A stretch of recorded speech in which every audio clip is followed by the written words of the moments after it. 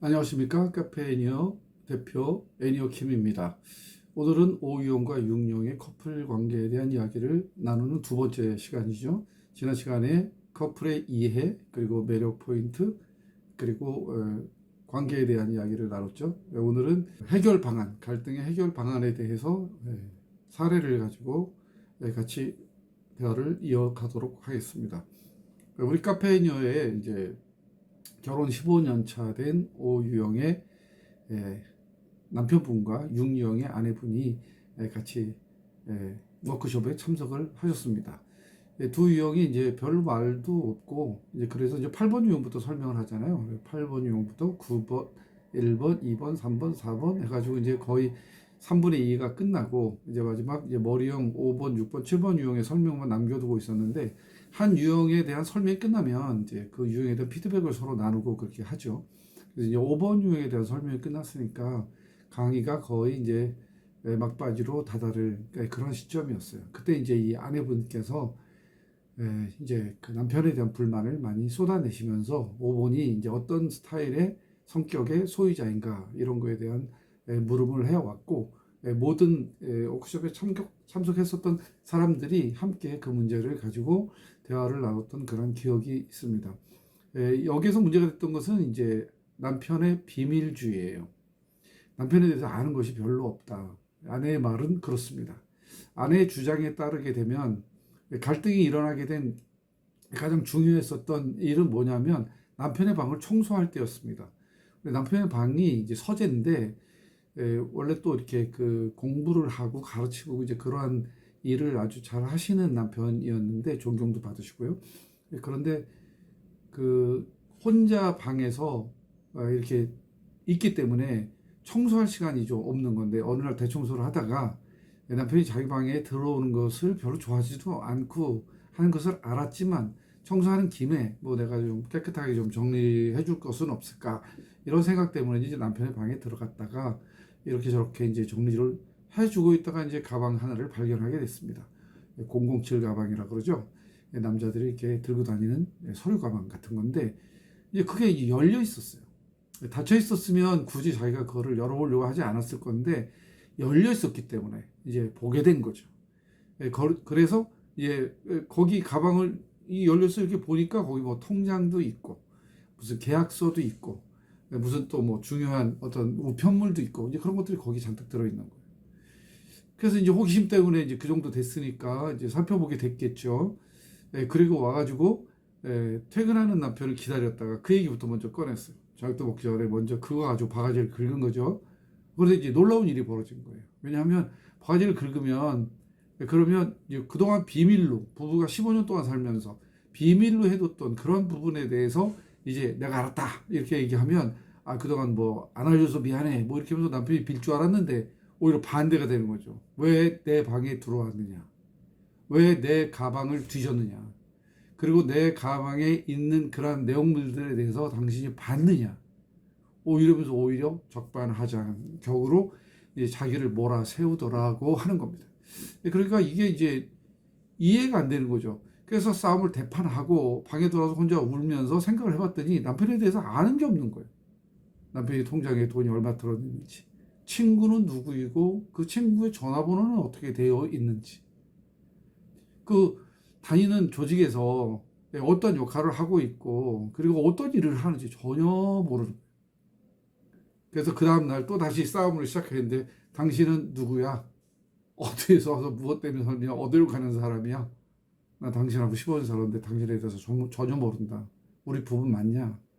이런 식으로 이제 또 갈등을 유발을 시켰죠. 이 청소하고 가방 속에 있는 물건을 우연히 보게 된 계기가 애정을 파괴시키는 그러한 일로 등장하게 될 줄이야 누가 상상이나 했겠습니다. 근데 이제 남편이 하는 얘기는 이것도 역시 엄연하게 인권 침해다는 거죠. 사생활을 침해, 인권 침해, 상대방의 의사에 반해서 들어와가지고 자기 가방을 뒤졌다? 이거는 안 된다. 부부 사이에도 지켜야 될 것은 지켜야 한다.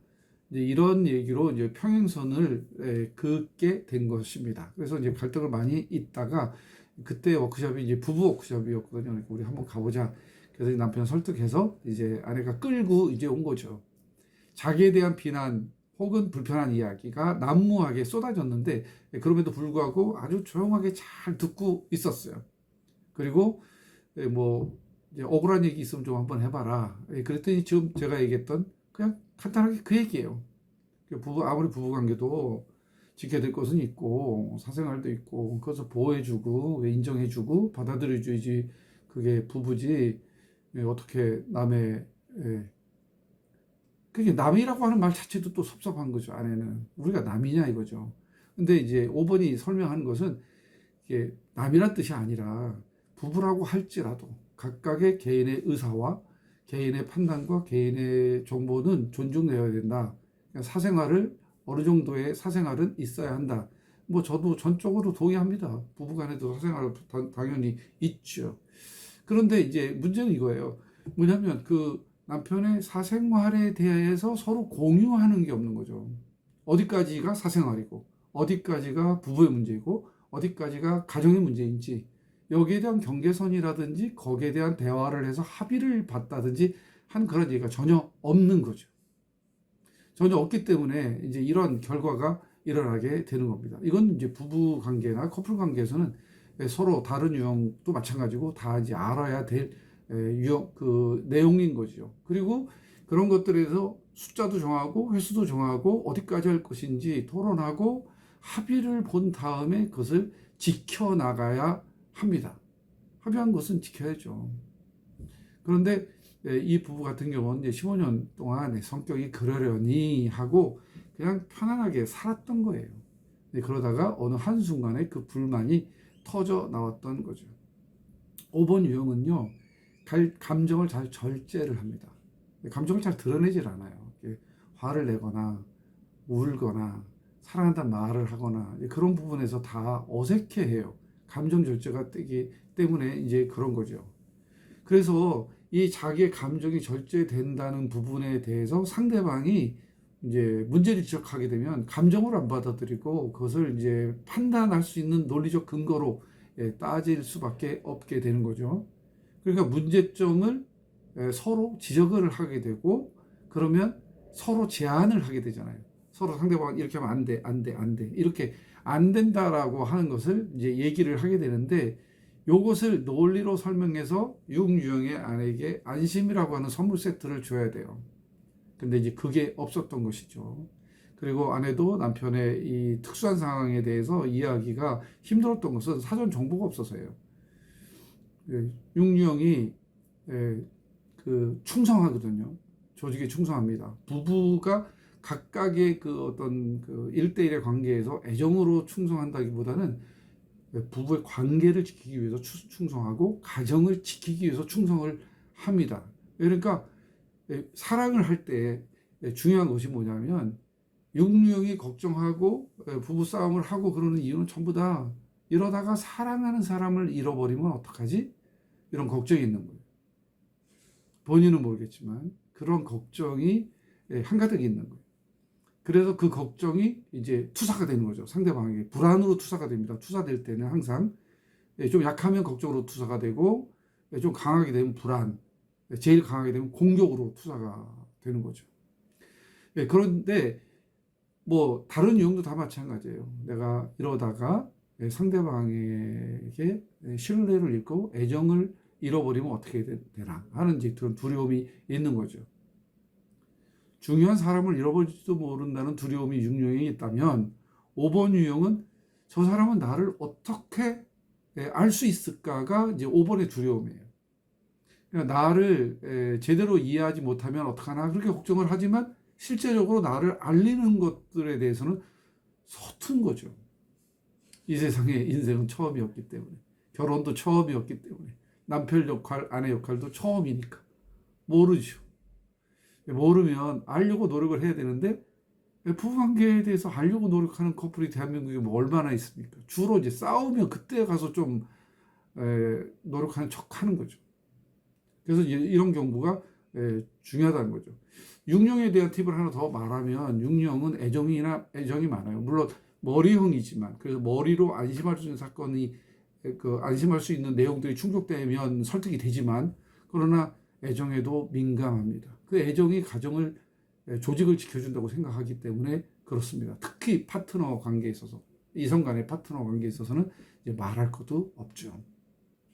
그래서 이제 갈등 사례하고 이제 이렇게 같이 섞어서 갈등을 해결하는 요소 방법까지 이제 말씀을 드렸습니다. 비밀주의, 거리두기 이런 건 이제 5번 유형의 특징이고 거기에서 안심을 못하게 되면 오히려 상대방에게 공격이 들어가면 후퇴하고 수축되고 그런 관계는 점점 더 꼬이고 나빠지게 된다.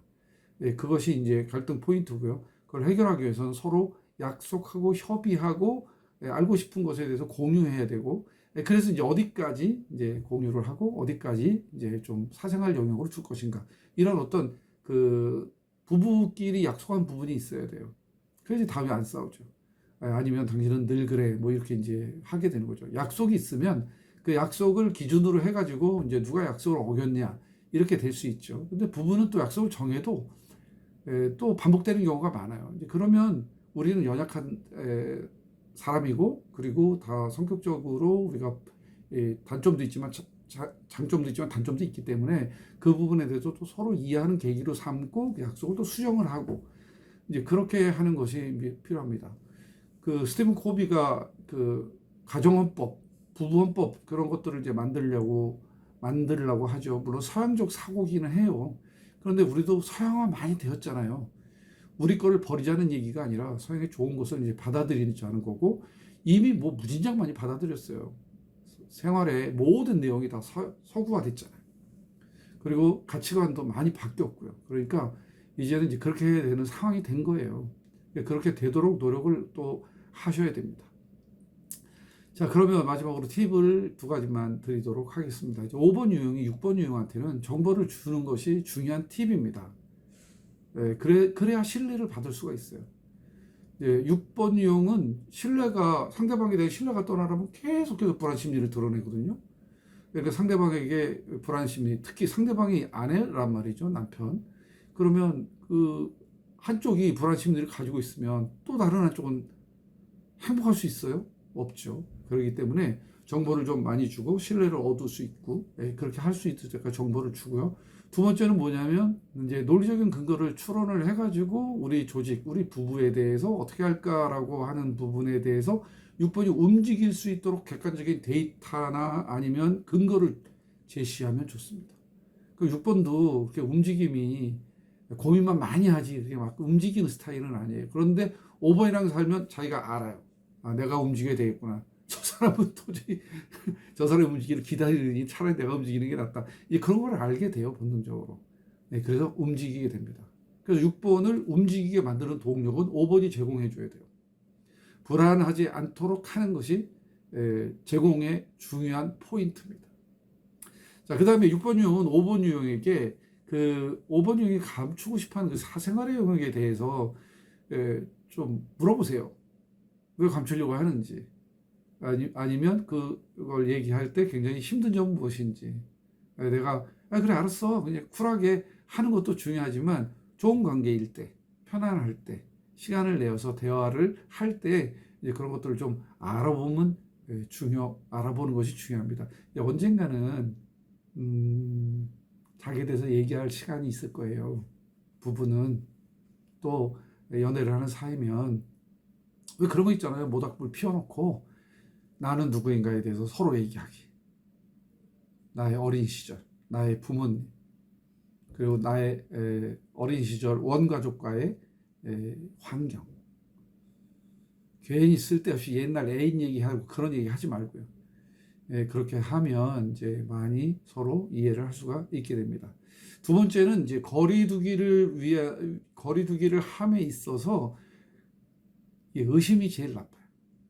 그래서 의심하지 말고 나는 당신을 믿는다라고 하는 제스처를 취하는 것이 굉장히 중요하겠죠. 거리를 두고 다 이유가 있잖아요. 우리가 이제 5번 유형에 대해서 다 배웠지만 다 이유가 있고 또 특성이 이제 그렇고 그런 것 때문에 자기의 강점 분야가 생긴 거고 하니까 그런 부분에 대해서 의심을 하지 말고 그렇게 돼서 내가 버림을 받는다라고 하는 생각보다는 어떻게 하면 내가 신뢰를 더 받을 수 있을까라고 하는 생각을 하는 게 훨씬 더 건강하겠죠.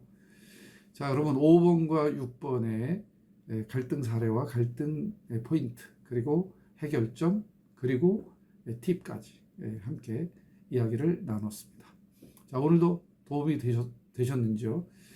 다음 유형에는 5번과 7번 유형에 대해서 이게 뭐 같은 머리형인데도 진짜 너무너무 가까이 먼 당신이죠. 5번하고 7번은 정반대입니다.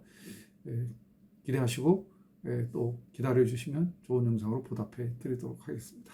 끝까지 시청해 주신 여러분 감사합니다. 다음 영상 때 만나요. 감사합니다.